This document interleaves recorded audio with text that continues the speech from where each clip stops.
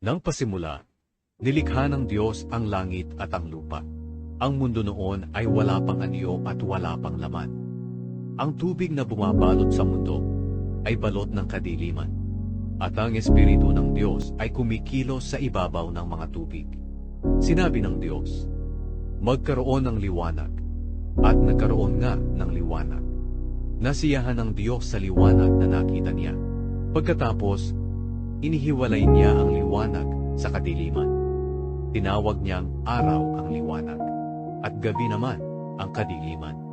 Lumipas ang gabi at dumating ang umaga. Iyon ang unang araw.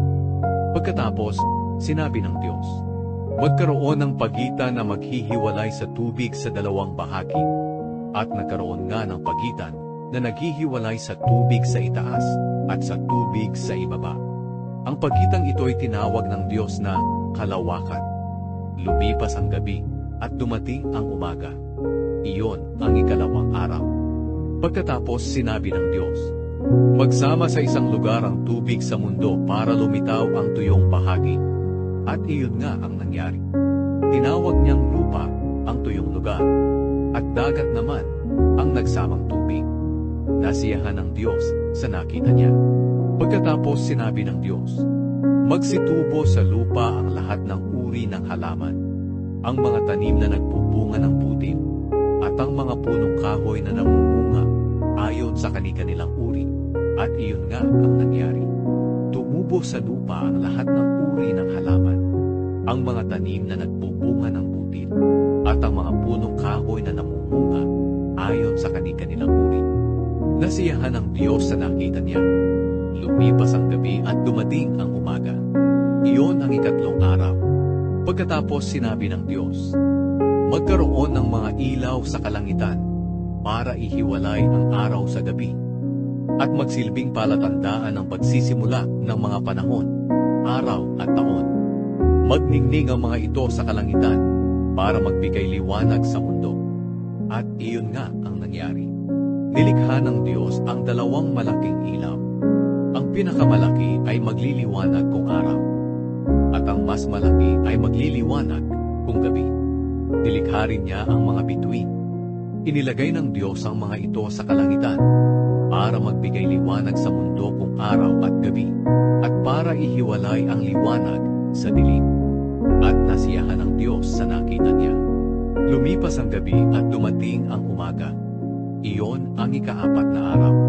Pagkatapos sinabi ng Diyos, magkaroon ng iba't ibang hayop sa tubig, at magsilipad ang iba't ibang hayop sa himpapawid.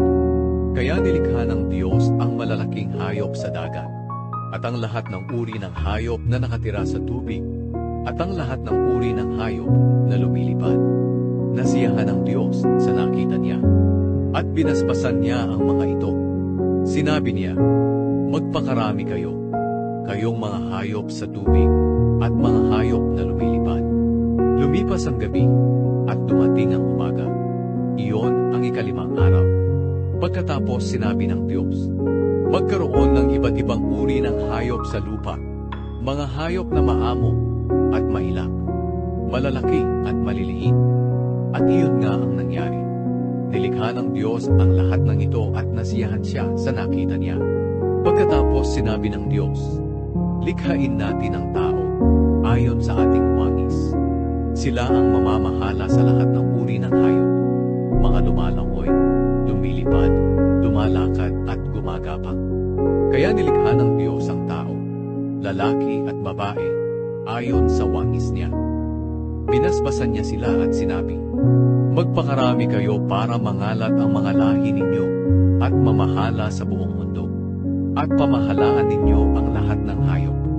Pagkatapos sinabi ng Diyos, ibinibigay ko sa inyo ang mga tanim na namumunga ng putim, pati ang mga punong kahoy na namumunga para inyong kainin. At ibinibigay ko sa lahat ng hayop ang lahat ng luntiang halaman bilang pagkain nila. At iyon nga ang nangyari. Pinagmasdan ng Diyos ang lahat niyang nilikha, at lubos siyang nasiyahan. Lumipas ang gabi at dumating ang